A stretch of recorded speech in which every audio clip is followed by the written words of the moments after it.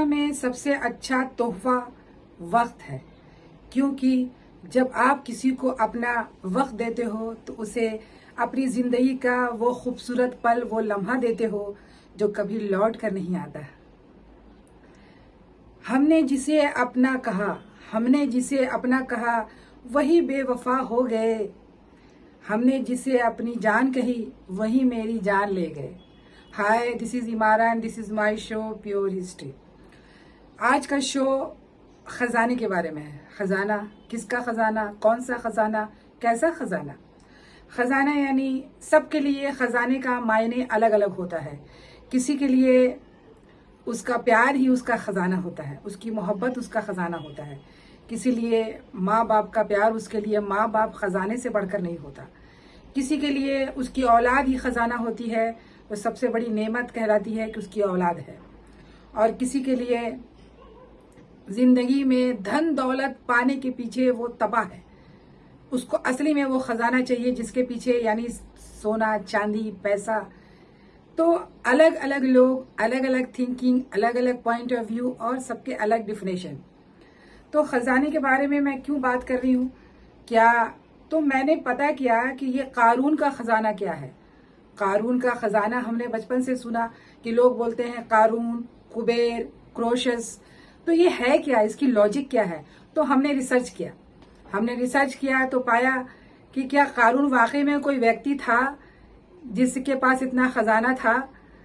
तो बहुत बड़ा रिसर्च किया मैंने, तो इससे मैंने पता किया कि शायद ये एक मुहावरा है। हिंदी में कहते हैं कुबेर का खजाना, कि उसके पास, हिंदू लोग की मान्यता है कि वो कुबेर भगवान मानते हैं जिसके पास इतना खजाना था कि जितना निकालते जाओ कम नहीं होता है। पर मैं अगर हिस्ट्री से रिलेटेड बात करूं तो मैं बात करने जा रही हूं हजारों साल पहले, यानी 560 बीसी से पहले की बात है, जब एशिया माइनर यानी आज का तुर्की और उस तरह का एरिया, जब से पहले लीडिया नामक शहर था वहां पे, लीडिया, और जिसकी सीमा भूमध्य सागर, एशिया सी और काला सागर तक थी। सिटियन साम्राज्य था ये, और इसकी राजधानी सार्डिस थी। तो ये ग्रीक कथाओं में काफी फेमस है, ग्रीक यानी यूनान, ये वहाँ काफी फेमस है इसकी कहानियां। और ये वहाँ अमर चित्र यानी ऐसे किंग बड़ा फेमस है वहां पे। तो कारून का खजाना तो एक श्रापित खजाना है कि वो कारून धन दौलत से मरेगा, यानी उसे कभी कोई खुशी हासिल नहीं होगी। तो एक ऐसा इंसान था जो बहुत ही घमंडी था, बदकार था, बदमाश था, जिसके पास बेइंतहा सोना था। पर इसमें कहानी कुछ और, जैसे आज का तुर्की, Syria, Jordan, Nicosia, Georgia and Armenia जैसे देश कारून के खजाना का साम्राज्य का हिस्सा था। लीडिया की जमीन जो है सोना उगलती थी। ये लीडिया कंट्री की बात है जहां जमीन से सोना निकलता था और चांदी भी उगलती थी। ये टकसाली सिक्कों का जमाना था जहां पे सिक्के बनाए नहीं जाते थे, बल्कि ठोक पीट कर सिक्का बनाया जाता था, सोने का सिक्का, इतना सोना था। तो पहले जो है मुद्रा चलाई जाती थी तो उसका नाम जो है इलेक्ट्रम रखा गया। इलेक्ट्रम सिक्के का नाम था जो सोने का सिक्का होता था। तो उसी में यूनान का बादशाह, ये तब की बात है जब साइरस द ग्रेट की बात है, जो मैंने वीडियो बना चुकी हूँ साइरस के बारे में। तो उन्हीं का दीवान का नाम कारून था, उसी के दीवान का नाम कारून था, और जो बहुत धन दौलत था। बाद में वो शासक बन गए थे। ये जमाना डैरियस से पहले, साइरस से पहले, अलेक्जेंडर से बहुत पहले, यानी लोग जब आते थे जाते थे बिजनेस के पर्पज से आते जाते थे, तो उस वक्त वो वहां का सामान वहां की चीजें वहां ले जाते थे। तो इस वक्त से उनका नाम वहीं से निकला, कारून। और ये एक मुहावरा में तब्दील हो गया, कारून का खजाना, इससे मुहावरा हो गया, कह रहे ये तो कारून का खजाना है ये तो उसके बाद मैं अब आगे बढ़ती हूँ कि कारून का खजाना निकला।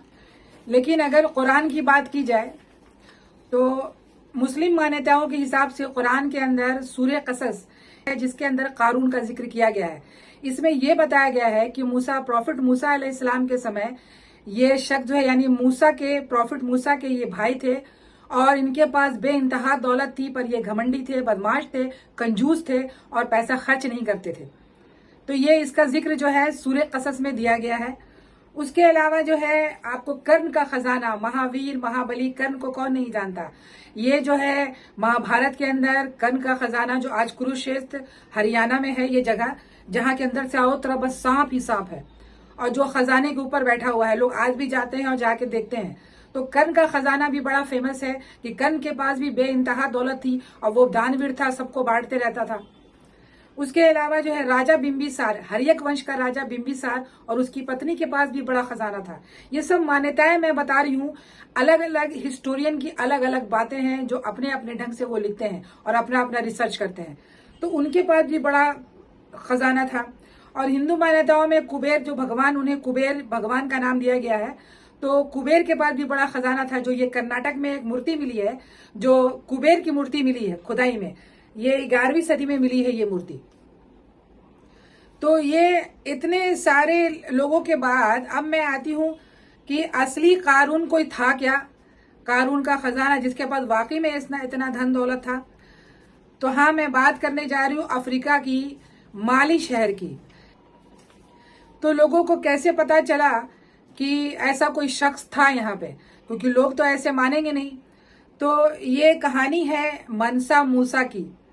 आप बोलोगे ये कौन है, तो अफ्रीका में, वेस्ट अफ्रीका के शहर में माली नाम की एक कंट्री थी, जिसका 1322 से 1337 ईस्वी की बात है।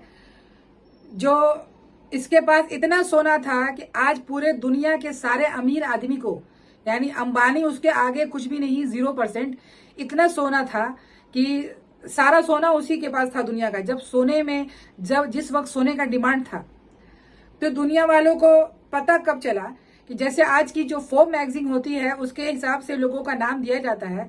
तो एक जमाने में कैटलन एटलास नाम का मैप चित्र होता था, नक्शों का चित्र। उस जमाने में दुनिया का नक्शा जिसने बनाया, उसके बाद ही दुनिया वालों को पता चला, जिसे ब्लैक लॉर्ड कहा गया, यानी काला था ना वो, यानी कि वो भगवान के रूप में सर पे सिर्फ असली सोने का ताज और हाथ में सोने की छड़ी लिए एक पिक्चर बनी है, जिसके अंदर कैटलन एटलास जो दुनिया का मैप है उसके अंदर उसका पूरा पिक्चर दिखाया गया है। तो दुनिया वालों ने पता किया कि भाई ये कौन है। माली शहर की कहानी है। उसका कैपिटल लैनी था और वहां का जो फेमस शहर था वो था टिम्बकटू। 1240 से 1645 तक का ये राज चला है। और इसके जो बड़े भाई थे, यानी उनका नाम था अबू बकर, यानी मनसा अबू बकर, वो माली का राजा था। उसको दुनिया के बारे में, यानी जो माली शहर में वो था और बहुत बड़ा राजा था, लेकिन उसका दिल वहां नहीं लगा।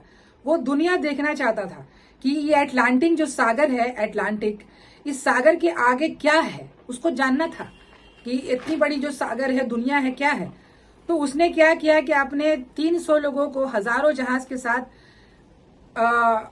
ढूंढने के लिए भेजा कि जाओ देख करके आओ कि ये अटलांटिक सागर के आगे क्या है। तो उसके लोग सब निकले बहुत लश्करों के साथ, सोना चांदी के साथ, धन दौलत के साथ। तो जब वो गए तो वापस लौट के ही नहीं आए।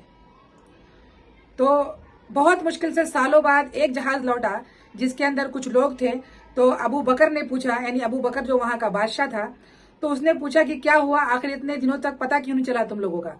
तो उसने बताया कि समंदर में ऐसी गहराई है, ऐसी भंवरें हैं कि कोई नहीं बच सका, सब डूब गए और हम कैसे कैसे बच कर आए। तो उससे फिर भी वो हिम्मत नहीं हारा और वो उसकी जिज्ञासा, क्यूरियोसिटी बढ़ती गई अबू बकर की, यानी मनसा अबू बकर की। तो उसने क्या किया कि वो खुद जाने की कोशिश की कि वो अब खुद जाएगा। उसके बाद उसने 3000 जहाजों के साथ, बेड़े के साथ, धन दौलत के साथ वो खुद निकला दुनिया की खोज में कि ये अटलांटिक सागर के आगे क्या है, मुझे जानना है। और उसने अपने तख्त पे अपने छोटे भाई मनसा मूसा को बैठाया, यानी उसका नाम मूसा था, उसको बैठा दिया और वो चला गया दुनिया की खोज में। लेकिन काफी सालों तक वो वापस नहीं आया। कहा जाता है कि जैसे आप लोग जानते होंगे कि अमेरिका की खोज जो है कोलंबस ने की है।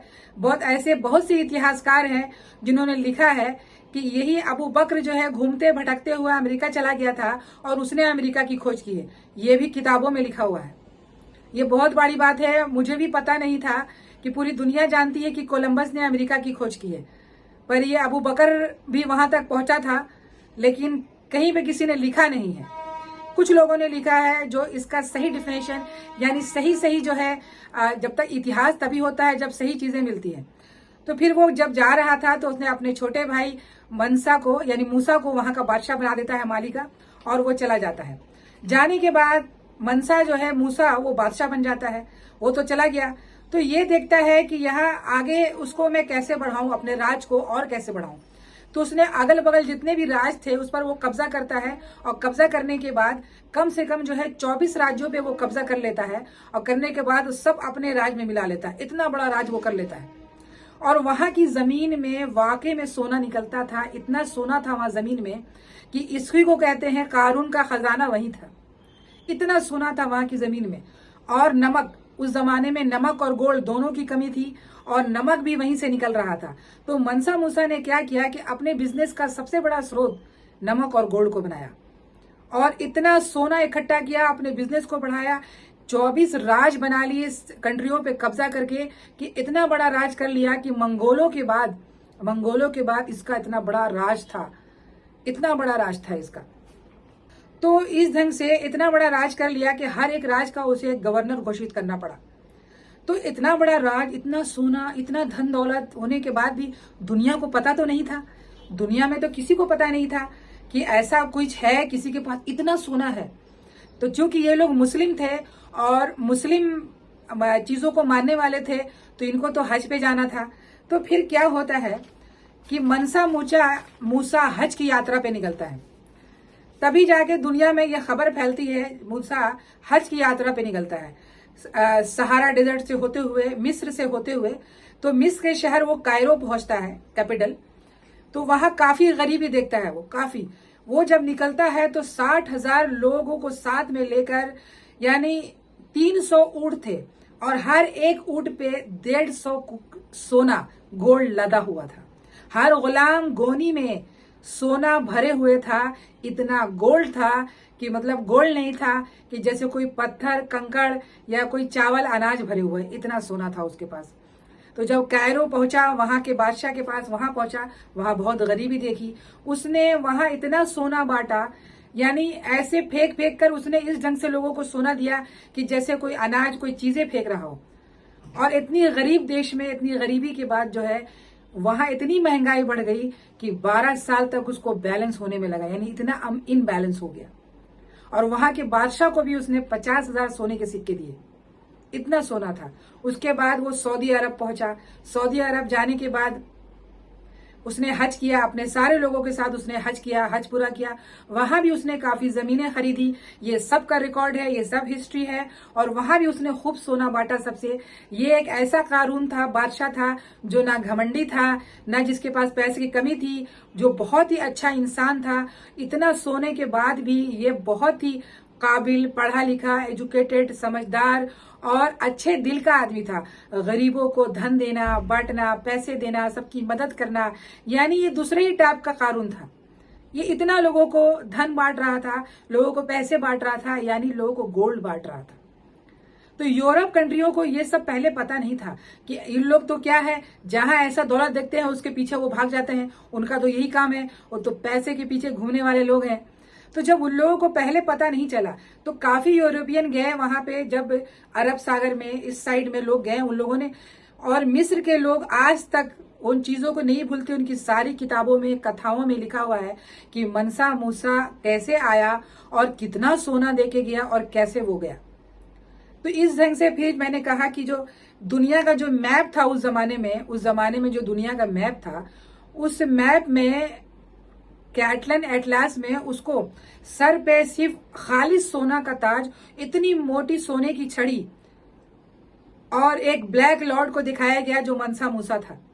यानी फोर्ब मैगजीन से भी बड़ा उस जमाने में ये चित्र बनाई गई थी। और हज की यात्रा इसने 1324 ईस्वी में किया था। और पेरिस के एक ल्यूवर संग्रहालय में कारून का एक चित्र रखा हुआ है, खजाने का, यानी जो असली कारून नहीं, एक ऐसा मैप चित्र बना हुआ है एक सुराही के साथ, खंडर जो कारून की राजधानी थी। ये जो नक्शा बनाया था कैटलन एटलास का, इसको बनाया था अब्राहम क्रेस्की ने। इसने ये नक्शा बनाया था उस जमाने का, जो दुनिया का नक्शा होता था, जिसके अंदर कुछ खास चीजों का विवरण दिया जाता था दुनिया के बारे में, जैसे आज का फोर्ब मैगजीन है।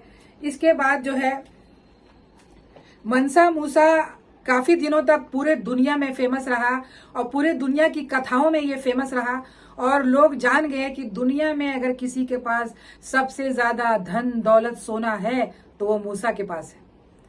ये एक मुस्लिम शासक था और मुस्लिम रिलीजन को मानने वाले थे ये लोग।